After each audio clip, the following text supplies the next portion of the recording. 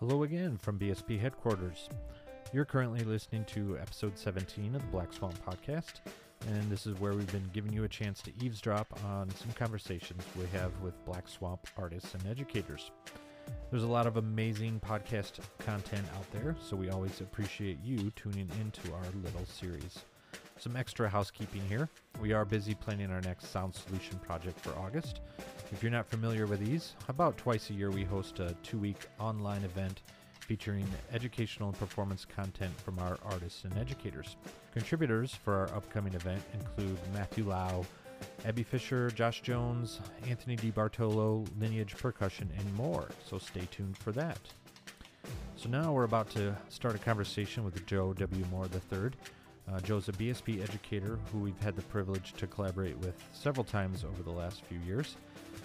He's currently assistant professor of percussion at Benedict College in Columbia, South Carolina, a solo and chamber percussionist, and a very active composer for percussion.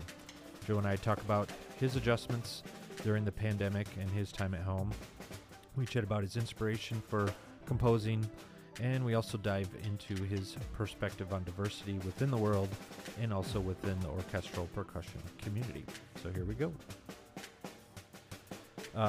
Hey Joe, how you doing? Doing well, Tim. How are you? Good. We got through a few pleasantries already before we started recording, but I appreciate you taking some time out of your schedule and having a conversation. So, I appreciate you having me.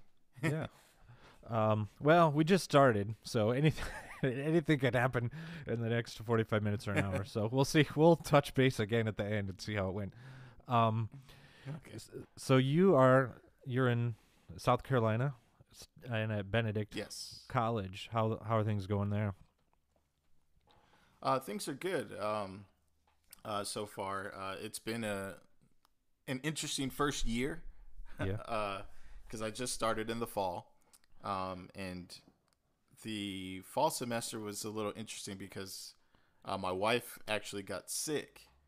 She was in the hospital for quite a bit of time from August to October, dealing with pancreatitis. But so the fall semester was a little tricky for me, back and forth between the hospital and teaching. But we managed, we got through it, and my wife's doing better now. And then the spring, we start to get rolling, and then the virus hits. So it's kind of been a very interesting year overall. Yeah, and your wife was at PASIC last fall, if I remember. So, and we had a chance to catch up a little bit. She was doing better. So she had been doing better, and so she traveled with me to PASIC. Yeah. Yes, I'm glad to hear. I was happy to see her there because I know you guys were working through some stuff, and then obviously, first year at a new school, and so a bunch of things happened. So, and then when we were kind of corresponding, about this conversation, I think the last correspondence you said you were planning some, like basically your virtual kind of teaching plans and stuff. Is that so moving forward into the fall? Yeah. Are you straight up online, or is there kind of a mix, or what's going on? The students are given an option to do hybrid or online courses, but all of the faculty had to be trained and certified to teach online. So I've done that already, and now I'm just developing all of my courses. And I right now, I'm going. I think the college wants us to develop them for online teaching, and then if the opportunity is there where we can do some hybrid, then we'll do that. But it's all kind of take it as we go kind of a situation right now. So yeah, and definitely. I mean, that's pretty much all you could do. Like even our end, like working the spring and through the summer, as far as manufacturing goes, we almost have to take it 1 week at a time. But that was like, honestly, going to be one of my first questions. Like, so COVID hits, everything shuts down. School year's not over in the spring, so you had to like immediately transition, like countless other educators, to to yes, yeah, online education. And now, I hear you say already that there's some certification that's needed, so online certification. So that was one of my questions, like what's different between, kind of like, on flipping on a dime, going from in person to, virtual education to now you've had some time to prepare. Like what's different? Well, like what does that certification kind of entail? Well, it's more of it's more detailed. Okay. As far as how you're going about doing the teaching, you're planning your assignments and your projects, geared toward the online learner. So a little bit more asynchronous work, and and some synchronous work, some meetings virtually, and those types of things. Sure. And just developing the courses in a way that they can be taught virtually. Right. So I this semester I'm teaching applied lessons, percussion ensemble, form and analysis, music theory 4. Sure. And then also electronic computer music. Okay. So that's basically like the music technology course. Right. And so just flipping all those courses to teach them online. And I'm still working through them all. Right. Sure. Applied lessons, I've gotten that one kind of figured out because of the spring semester, right. Kind of gotten that one worked out. And electronic computer music, I've got that one worked out too, because there's a lot of the music technology stuff you can learn really online anyways. So so that one's pretty much done. And then the ones I'm gonna have to really do a lot of work on are the ones I'm music theory and form and analysis. Right. Like, so those will.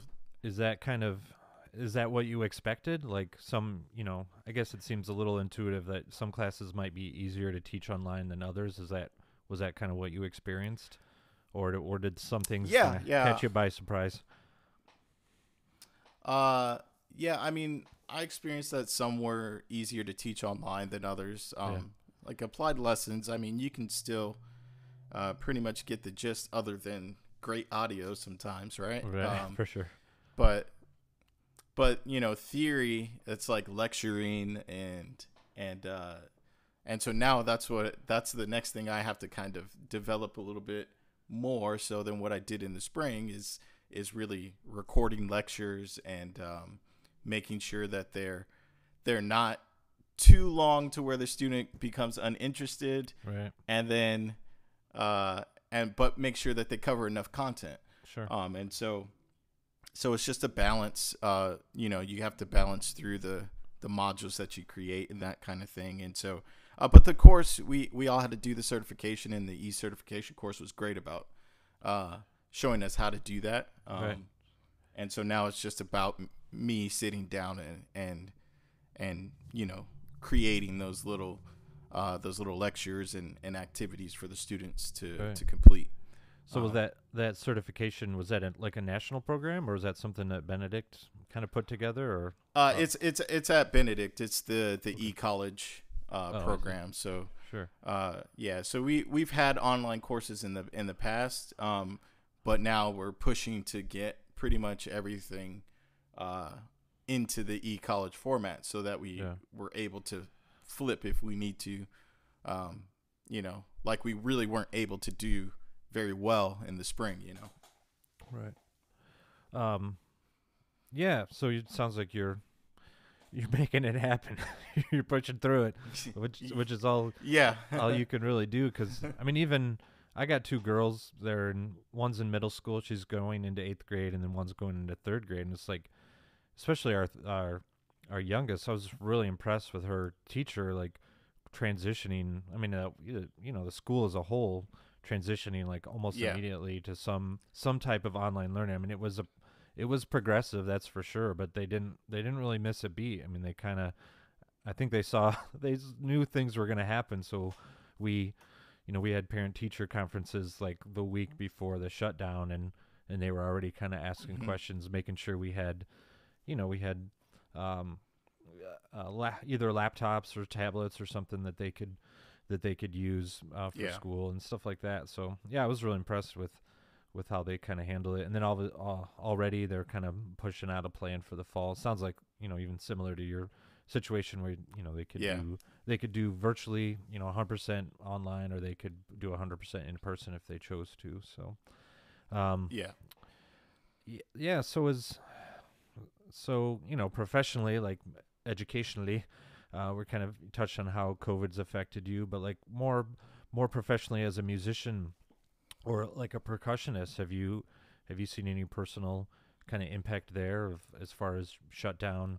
I mean, obviously, musicians around the world have, lost gigs or obviously teaching, but you've kind of felt that impact on your end as well. Yeah, I have. And for me, it's I felt the impact professionally where things got canceled, right? And shut down. But then also, I felt the impact the opposite way, where I was able to be more creative and teach myself new things, right? And learn new things. So for I talked about it a little bit already, but my wife was in the hospital in the fall, right? And then spring rolls around. I just starting to get things rolling back with performing again. I went on tour in Chicago with the Ninkasi Percussion Group, which is Greg Lyons, Oliver Molina, and Gustavo Miranda, and myself, and we toured Chicago playing Mark Mellitz's music. And that was the week before spring break. Oh, okay. So I think it was the end of February. Or 2 weeks before spring break for me. So the end of February, we went on tour in Chicago. We got to play with play for Mark Mellitz, right. and then we played at several universities and toured our way back down to Louisiana, to Oliver's school at NSU. And then I get back. I have 1 week of teaching, which is midterms. Yeah. And then spring break happens, and I never went back to campus after that. Right. Yeah. And so it was just like that. And for me, that was really the start of me beginning to like really get back into things, since the fall. Right. And then it was just completely shut down.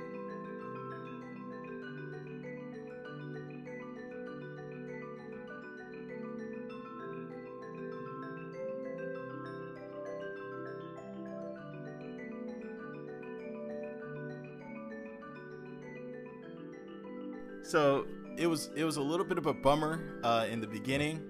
I kind of went through a little bit of like, wow, like I was really just starting to do what I normally do again. And, right. And then it kind of flipped, where I started working on different projects and just recording things and posting them on YouTube and trying to record more of my music, writing more music, and learning to use Final Cut, and also digital audio workstations like Logic and Studio One and so forth and so on. But yeah, so it just kind of became more projects, and I tried to find a way to make good out of a negative situation. Yeah, I mean, there's definitely some silver linings there. I mean, and that was kind of, where I was headed next as far as creativity and productivity. So it sounds like some definite like professional development on your end as far as like, taking time to record videos or either audio or video stuff and learning how to use the software and yeah, I think definitely, unfortunately, if there's one, several things that come out of quarantining or self-quarantining, like that would definitely be one of them, because, I mean, we're in the same boat. I mean, even manufacturing, I mean, if you're home, no matter what you're doing, you're home. So it's kind of, okay, what am I going to do with some of this time one of the major, I think, silver linings is spending time with your family. So, like, what are we? That's another thing too. Yeah. What are we gonna do? Yeah, Go ahead. Yes, I was just saying. Yeah, I had that. That was a great opportunity as well. So we're all at home, getting to spend time with my wife and daughter. Yeah. Which my daughter she'll be 3 in August. Yeah. But so it's been good on that front as well. Just being kind of a homebody and just spending time together, doing things and watching my little girl grow. So that's been awesome. Yeah, I mean,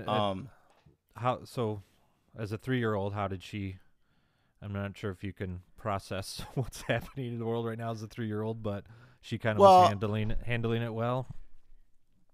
Yeah, she was handling it well for a good amount of time, and I guess a few weeks ago now, she started to say, with the little speaking that she does right now, she started to say, Daddy, I want to see friends. I want to play with other kids and stuff like that. So we did have an opportunity to do a little visiting with cousins and things like that, but nothing more than that. Yeah. No, we did the same. I mean, we did have an incident basically the first or second week it shut down our youngest kind of, they have tablets and they can chat a little bit with friends, and she left the house sort of unknowingly to us, and we had to meet her friend literally like around the corner, so we had to kind of nip that really quickly. It's like, no, you can't just take off, but it was even after a couple weeks she was already feeling the pinch of like, you're not seeing her friends at school and wanting to kind of hang out with somebody other than her family, I guess. But yeah, we did Shrinky Dinks and polymer clay and played board games, and I was kind of proud. We didn't watch too many movies. We kind of do at night, TV shows or movies to unwind, but we didn't binge watch any series as a family, which I was pretty proud of that. And I still got up. I mean, even though we weren't operating at the shop, I was still kind of keeping things moving at home. Social media and marketing stuff, communication. So I was kind of doing that every day a little bit anyways, but it was great to be able to spend time with family and just kind of chill, to be honest. Like, and then same kind of similar thing. I kind of dove into some recording. I had drum mics for a while. Just hadn't had an opportunity to really set them up and figure out how to use GarageBand and start mixing stuff. So I did some of that and kind of did a little collaborating with some people, friends and family that play. So yeah, it was kind of cool to stretch out a little bit and do things. I don't know if it's like this for you. I'm at work, and thinking about, something I want to do at night, some project, or I could sit down and do this. And then I get home and after dinner, we just want to kind of relax. So it was cool to be able to dig into some of that. So project wise, like, working either recording compositions, but did you start anything? Well, yeah, of course you started something new on your time off. But I guess I want to kind of, next dig into that aspect of your profession as far as composition goes. Like, how did that start to take shape, I guess? When did that interest in composing and getting thoughts down musically take place? Well, yeah, it's interesting. I think I can still remember my first composition was actually in middle school. It was just a snare drum piece. Yeah. And I called it Da Bomb. Nice. And right. Yeah, I don't remember. I think it might have been an assignment from my middle school band director, Miss Kingsbury. Right. I'm a military brat, so I kind of grew up all over. But when I was in middle school, my parents were stationed in Germany. Oh, cool. and in Hanau, Germany, and so I had a. It's funny because my middle school band director, her son was also a percussionist, a drummer. Okay. And so he was a year younger than me, so we kind of became pretty good friends. Right. And I'll tell you this quick story is that, you know, he's a professional musician now, but he's in the pop music, hip hop industry. Right. over in Europe. Okay. And I'm more the classical musician college teacher. Right. And it's kind of funny though, because when I would go over to their house, we would listen to in the morning for breakfast, or during breakfast, she would always have like Beethoven or Mozart or an orchestral composer right playing, and she would ask them like who is the composer and what era of music they composed in, and things like that, just at the breakfast table. Yeah, that's very cool. And and so that was kind of my first real experience orchestrally, but compositionally, my first composition happened in one of her classes. Okay. But then really in college was when, and I had done a little bit in high school, but mostly like drumline stuff, right? Mm-hmm. Writing like cadences or little snare drum riffs and things like that. Right. But in college was really when composition started for me, as an assignment actually for Jeff Moore. Right. He would have us at UCF.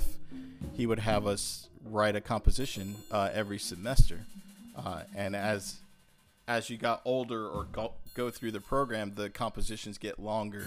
Right. And you know, you kind of you're kind of learning what it takes to of the compositional side of things, but then some of us end up, you know, taking it even further than just the assignment, right. Which is what I ended up doing. So you studied. I think my second.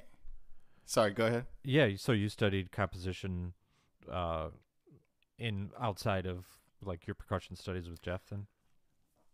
Yeah. So I ended up doing that. And it was really after, I think my sophomore year, I wrote the assignment was to write a multi-percussion piece. Mm-hmm. And I expanded it into a duet, a multi-percussion duet. Okay. And then I played it in my junior recital, and ended up sending the recording to Innovative Percussion Publications. And they ended up publishing the piece, and so that's kind of where the compositional thing started for me. What was that? And piece? then from that point, for that point, what was the I piece? decided to. Oh, it's called Dimension 5. Oh, okay. And they still publish it now, right. But it was at that point I decided I should study composition, and take it even more seriously. So I started taking composition lessons, right. with the composition faculty at UCF, and it kept going from there. I didn't really do so much in my master's as far as studying composition goes, but my doctorate, composition was my minor area. Okay. And so I took lessons with Dinos Constantinides and Brett Dietz. Was that in Louisiana? Sorry. Was that Louisiana? Yeah, in Louisiana. Okay. Yeah, at LSU. Yeah. Right. And then, I mean, just looking at your website, I mean, you got pieces for marimba, vibes, timpani, multi stuff, solo crotale, solo cowbell, like some really, straightforward stuff, I guess, but then some really unique pieces. Like, how do you kind of come up with a solo cowbell piece or a solo crotale piece? Like, what's the inspiration behind something a little more unique like that?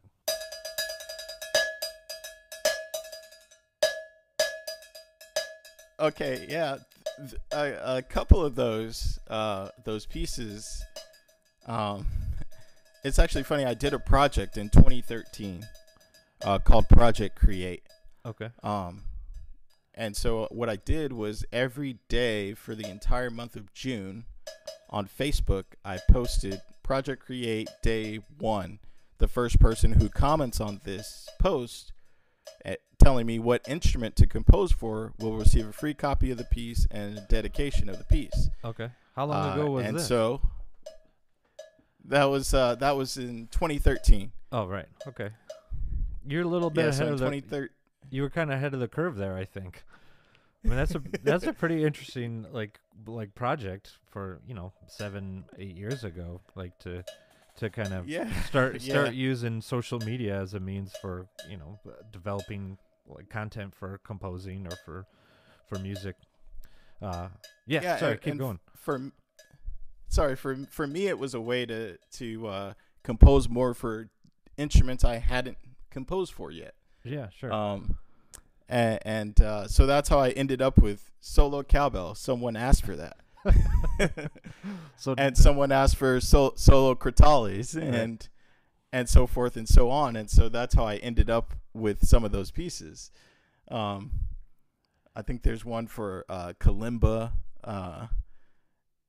waterphone, which Dan Moore at the University of Iowa, Dan Moore asked for that one for a piece for solo waterphone. And so I composed those pieces, which and they turned out, a lot of them turned out really, really well. There's a piece, timpani piece I wrote called Thunder. That one's published during that. I wrote it during that project, but it's published through C. Allen. Okay. Publications. Also, I wonder. I'm trying to think if there's a bass clarinet piece I wrote called In Flame, and that one's published through Alea Publishing. So I got some good compositions out of that project. But that's kind of how I ended up on those somewhat obscure kind of pieces. Right. No, I think it's really smart and interesting. And then, I mean, I know this was a couple years ago. You did pretty much something. Well, I guess not similar, but still using, I think, social media as a tool. Your 1-year study for snare drum, where, I mean, you wrote a piece, an etude, for every day of the year. Like, how did that concept come about? And then obviously sharing it and publishing and everything. Like, I thought it was a really unique project.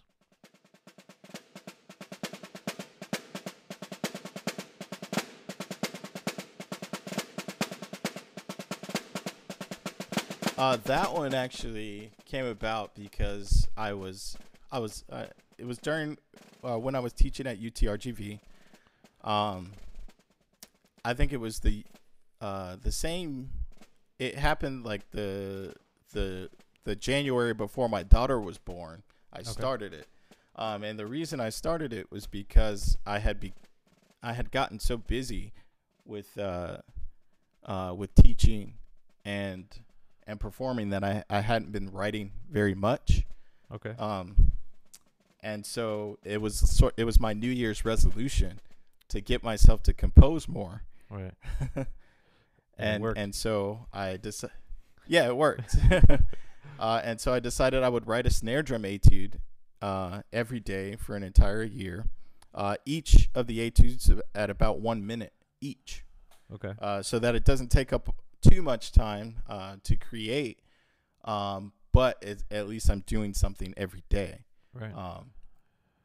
And so it'd probably take like 15 to 20 minutes to compose one. Right.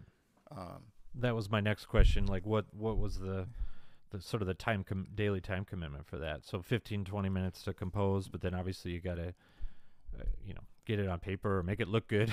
And So really the first, it ended up kind of being a 2-year project because I wrote them all in 2018. Okay. And then I released them in 2019. I see. So once I had them all complete, the very first thing I did was make sure that the January etudes are ready to go. Right. January 1st, Yeah. So it's like so then it became editing and doing the publishing work, making sure everything looks professional and is presentable, right. Before I released the next month. So it ended up kind of being a 2-year project, composing 1 year and then editing and cleaning up the scores the next year. Right. And so does that, going through this process, does that give you ideas for something in the future, like another kind of similar project that might maybe take a longer period of time, but is, kind of comes together in a similar way? I don't know. I'll take that as a no then. Right. Yeah. So doing that for a year, it ended up being tough by the end. It was like, man, I'll be ready to be done writing these, but right. But it's a commitment. But the good part is that I rhythmically I was able to be very creative in those etudes, right. And they'll help me as I compose other things. Sure. I don't know that I'll take on a project that large, right. again, right, or anytime soon. Maybe, I don't know. So no, I think that's a really interesting point. Writing an etude every day, like coming up with some original content that maybe you're not just regurgitating or recycling from one day to the next. I'm sure was there any type of influence day to day, or were you really pushing yourself to kind of make it something original every day, or are there kind of variations on a theme? Or I haven't dug into the book that closely, I guess. Yeah. So I had to do a couple things. I had to limit myself early on. That Okay. was the first thing I had to do. So I think the first 3 months of etudes, so January, February, March, they're all one time signature. Okay. So I did no mixed meter. And then I think the next 3, I could only do 2 time signatures. And then the next 3, I could do 3. And then the next 3, it was as many as I wanted. Okay. And so that was one way of... You set up some parameters for yourself then. You set up parameters for yourself. So I set some limitations. And then as I was working through the etudes and writing them, I started to choose to be inspired by whatever was happening each day. Okay. So if I was teaching percussion ensemble one day and we were playing a specific piece, maybe that piece influenced that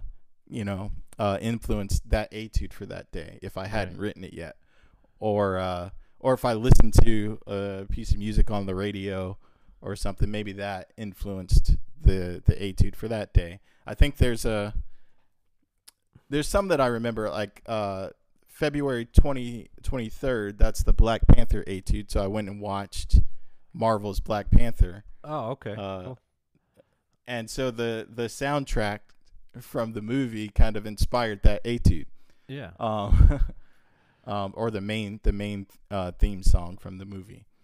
Okay. And then I think there's an Africa etude by Toto. Right. Somewhere in there. I think there's a sculpture and wood etude, I think, in the summer, or maybe in May, maybe in the May book, because I listened to Oliver's group perform that as they were getting ready to go and play it at NCPP. Okay. I sat in on their rehearsal and coached them a little bit, and I think that day I wrote a sculpture and wood etude. So I let several different things influence me as the days went by. Yeah. Yeah, you can't... no, I think it's a really cool concept. You kind of draw inspiration from whatever you're seeing, hearing, playing, watching that day, and kind of letting it work its way into your composing and into your music.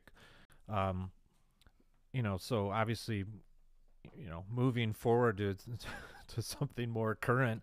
I mean, your latest composition, Being Black, is, obviously, Yeah. a response to the killing of George Floyd, and other events. Like, was that kind of something you were thinking about previously, or was that a real true kind of catalyst for writing that multi percussion piece? Yeah, it was actually, and it actually started when the story of Ahmaud Arbery Sure. came out. It really started there. Finding out about that, what had happened, and how he was, followed and killed in that way was Right. was kind of the starting of writing Being Black. Right. Because then it just brought up memories. I remember when Trayvon Martin was killed, and all of those things. So all of those, and Eric Garner, and those things kind of stuck with me over time. And then when Ahmaud Arbery was killed, that kind of pushed me to, all right, I need to say something. I need to respond. And Right. then within my composing of the response and starting to work on the video, then George Floyd was killed. Okay, so that's interesting. You were already in process of writing and putting video together. Yeah, I didn't realize that. Yeah, so I was in the process of doing that, and George Floyd was killed, and it kind of, that at that point it really triggered, like, I need to get this done. I need to say something. Right. And so yeah, that's kind of how it came about.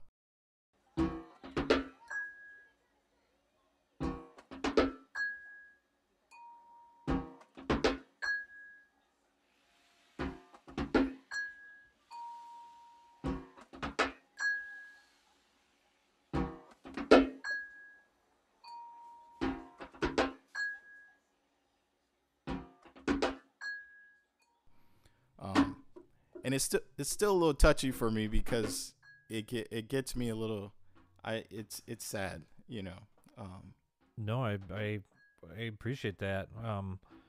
And if, but I also appreciate you releasing the piece and putting it out there, because I think it's a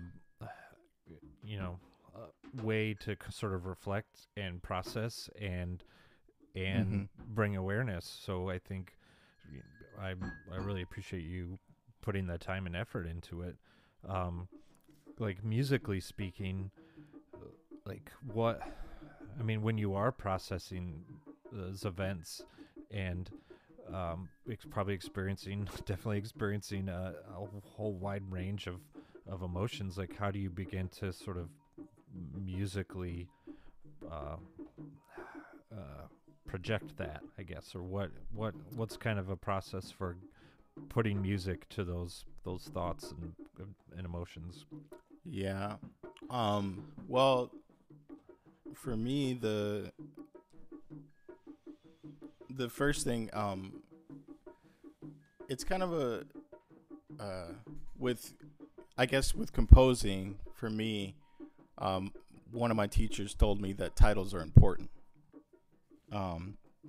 And so for these, or for the movements of the piece, Being Black, I wanted to tell some of the stories through the titles of the pieces of music.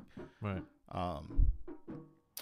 So the first movement, Being Black and Walking, is just the feeling of being out of place, or feeling like you're out of place, as a African American male.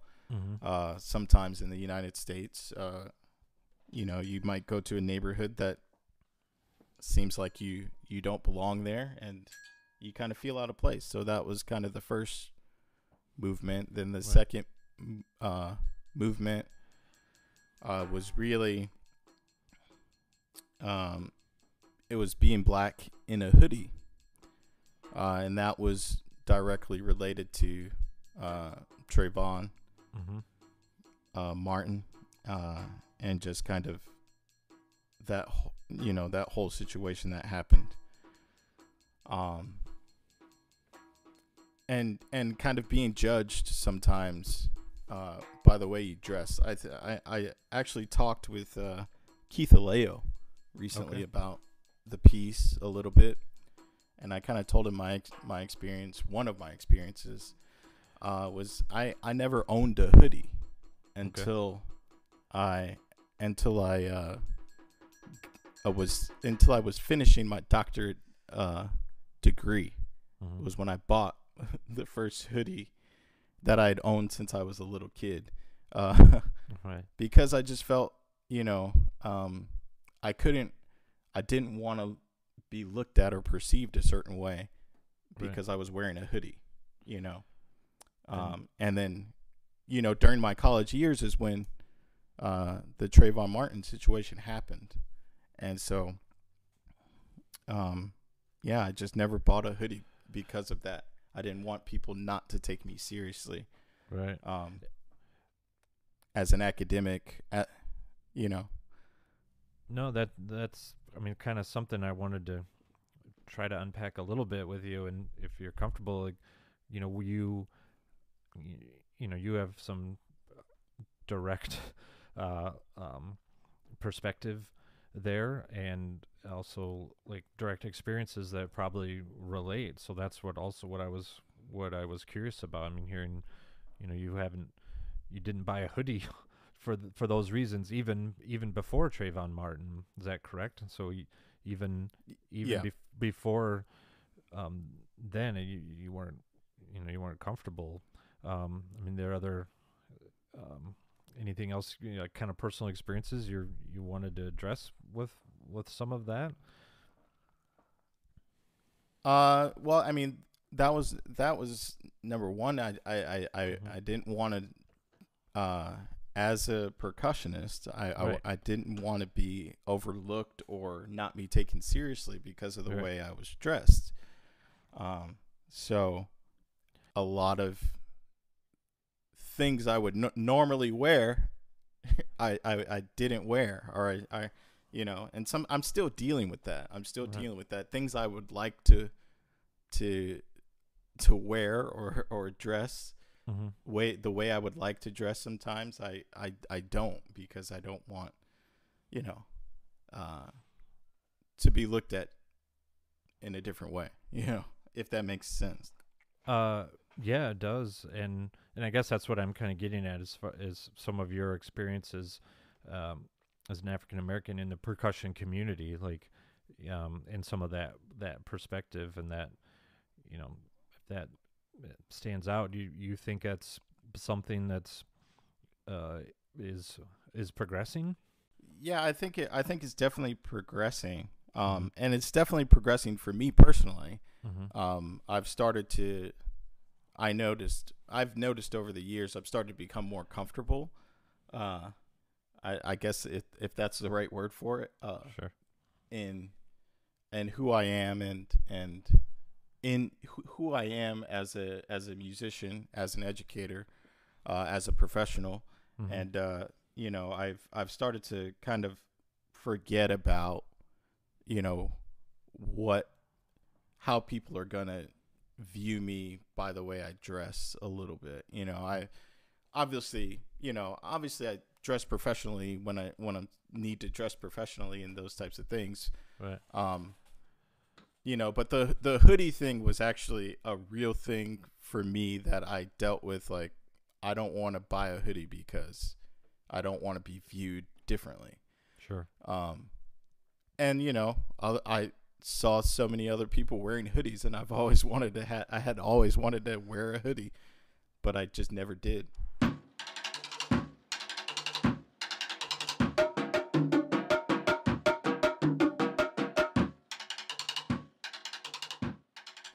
So as far as the performing arts, and I don't think I threw this question out in advance. So if it takes you too much by surprise, let me know. But do you see any other ways in the percussion community that maybe we've fallen short in addressing either the lack of involvement or participation of people of color or the African Americans specifically?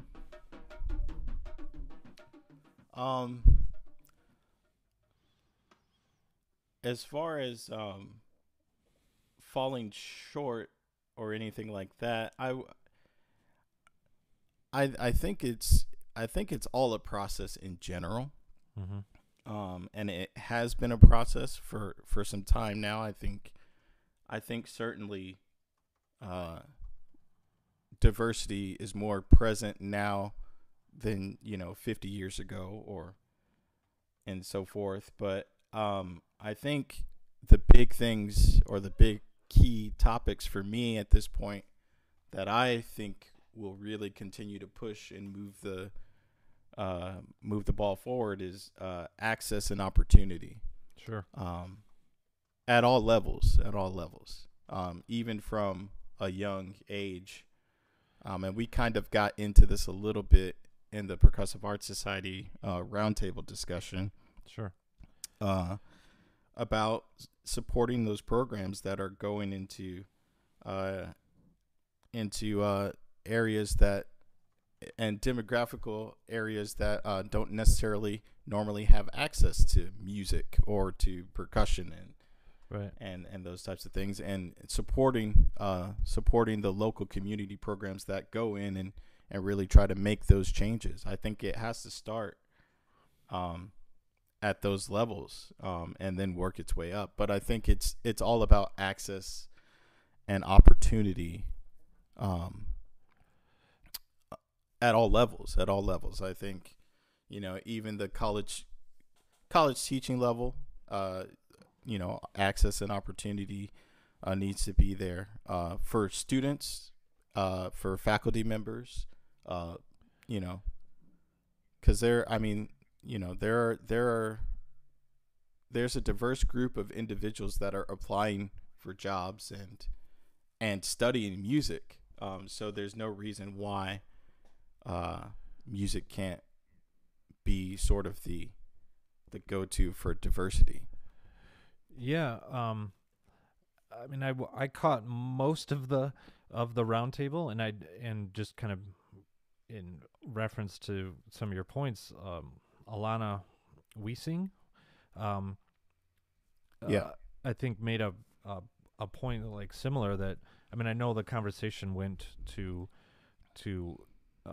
access at all levels, but I do remember she made a really great point about even kind of early education, because that's where it starts, because I think sometimes if you focused on all aspects, it is necessary, but if you kind of jump right into upper high school or college level, you're kind of missing so.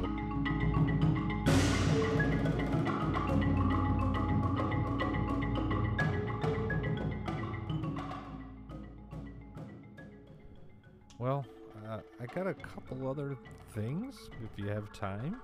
If you're interested. Yes. A couple other. Yeah, I have time. Yeah. Before we kind of wrap up,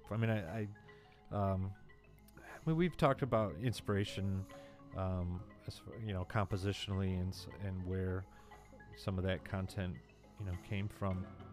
Is there anything, as a performer and a musician outside of composing that inspires you, even if it's outside the music world, art or math, science, I don't know, cooking, something that it kind of keeps you inspired as a performer and percussionist? I think my answer to this question is really the music inspires me, because I kind of have been living by a motto recently, the last few years or so, that just make music, create art, and the rest will come. So I'm kind of inspired just by the music, by making music and creating art. And I've got inspirations. Like my teachers, all of my former teachers are inspirations to me, still to this day. Their lessons live on, on a daily basis for me. And then I guess outside of music, my inspiration would be my daughter. Mm-hmm. Sure. She's always she'll forever be an inspiration to me. Yeah, that's great. That's really it. I've got other hobbies outside of music. Yeah. What are those? What do you? I enjoy cooking. Cool. I enjoy cooking, and I enjoy. I actually really like to play basketball a lot. So, do you cook with your wife? I mostly cook just myself. Okay. I like to cook, and I like to learn new recipes and try new things. So, no, I just asked because we my wife and I sometimes will cook dinner together, but I think we operate best when only one of us is in the kitchen. I mean, she's in the room right now. I don't think she's got her headphones in. She's working, so she's not paying attention. I can say whatever I want then. Yeah, I think it could be a true test. I think because we tend to get in each other's way, or we don't really argue. It's just we don't have a flow. We're kind of bumping into each other, or she's standing where I want it to be, or I'm in front of the utensil drawer or whatever, or we want to use whatever. So I've had those experiences. Yeah, which is why I tend to cook by myself. Exactly. Did you play basketball growing up then too?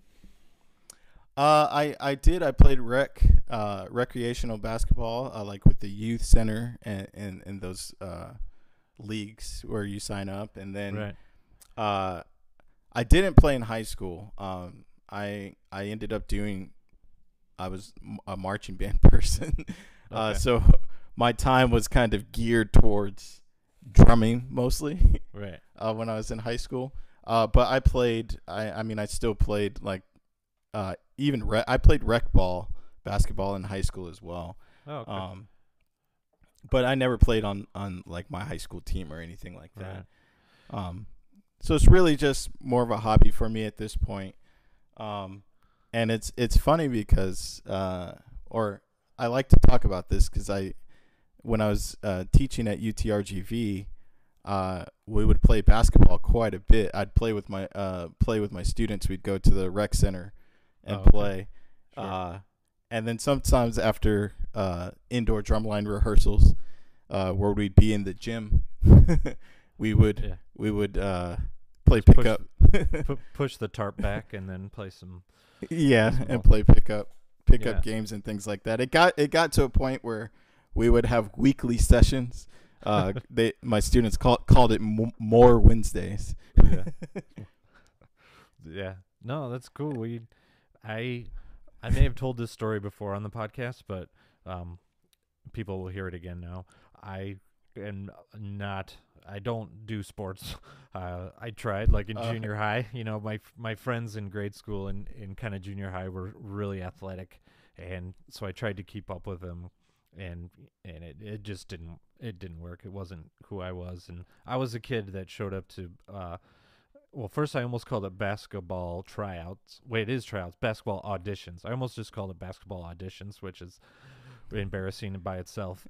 But so I showed up to 7th grade basketball tryouts with, I forgot my gym clothes. So I was a kid running around like in a pair of slacks and like a sweater. Oh, man.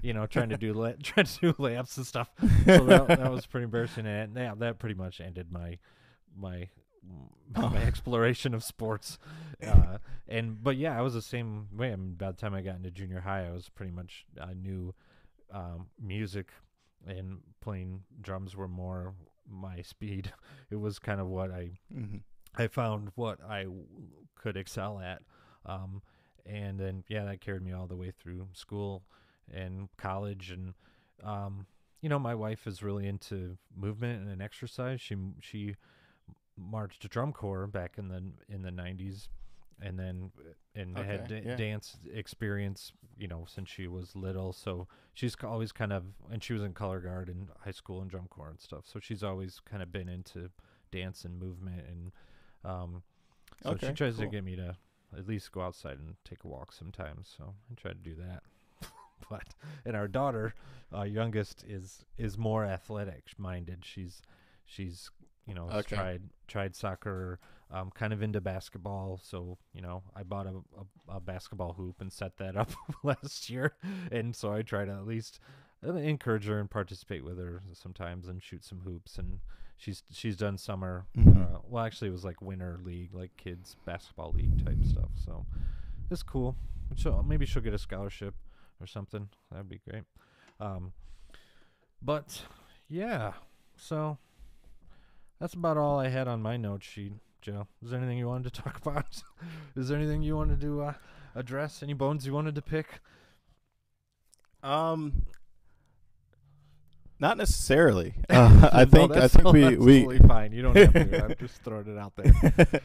No, I think we covered quite a bit. Yeah. Yeah. No, totally. And I appreciate you again taking the time. And I know you've been a supporter of ours for several years, and we've been able to collaborate on some stuff. And I always kind of appreciate your enthusiasm and support. So. And I appreciate you having the conversation. Yeah, thank you for having me, and thanks for the support that you and Black Swamp has given me through the course of my career so far. I'm very thankful for the opportunities, and I hope to continue to collaborate and continue to continue to do things like this. Yeah. Well, you've just been recorded, so it's on the record, and now you're officially obligated. So we'll after we stop recording, we'll talk about the next project. Cool, all right, man. Sounds great. Thanks, Joe. All right, cool. All right, thank you, Tim. Yep.